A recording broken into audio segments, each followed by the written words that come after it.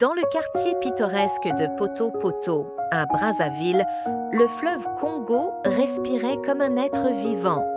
Ses eaux noires reflétaient la lune et charriaient des secrets que seuls les anciens osaient murmurer. C'est là qu'habitait Amba, une jeune femme connue pour ses mains habiles à tresser les cheveux et pour ses rêves étranges qu'elle confiait rarement.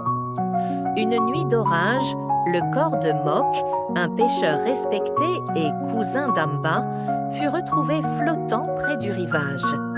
Les anciens y virent plus qu'un accident. Le fleuve avait ses lois. Le Congo ne prend pas sans raison, murmurait la grand-mère d'Amba en serrant son chapelet de graines d'ébène. Les funérailles furent un mélange de chants en lingala, de tambours sourds et de silences inquiets. Avant de quitter la veillée, un vieil homme inconnu s'approcha d'Amba. « Le fleuve parle dans tes rêves. Écoute-le, ou il parlera plus fort. » Cette nuit-là, Amba rêva du fleuve qui se séparait en deux, révélant un chemin de pierres luisantes. Une silhouette voilée lui tendait une calebasse remplie d'eau sombre. À son réveil, une seule pensée l'obsédait. Elle devait traverser le fleuve. Au petit matin, elle prit une pirogue en direction de Kinshasa, sur l'autre rive. La brume était si dense qu'elle semblait tailler le monde en deux. Les rameurs, superstitieux, refusaient d'aborder certains passages que l'on disait habités par des esprits. Arrivée à Kinshasa, Amba se rendit au marché de Kintambo, suivant l'intuition née de son rêve.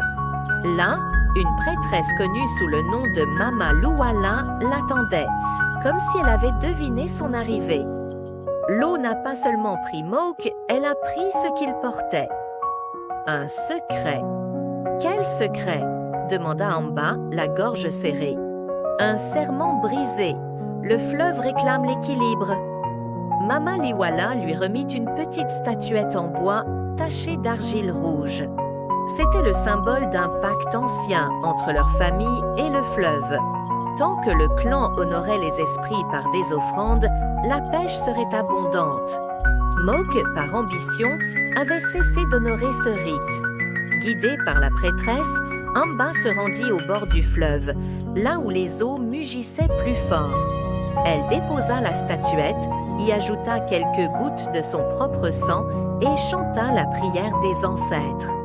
Le vent se leva, puis retomba aussitôt. Une paix étrange envahit l'air. Dans la quiétude retrouvée, Amba comprit. La mort de Mok n'était pas une punition, mais un rappel. Les traditions n'étaient même pas de simples coutumes. Elles étaient un lien vivant entre les générations, une mémoire qui protégeait l'équilibre du monde. Amba regagna Brazzaville au lever du soleil.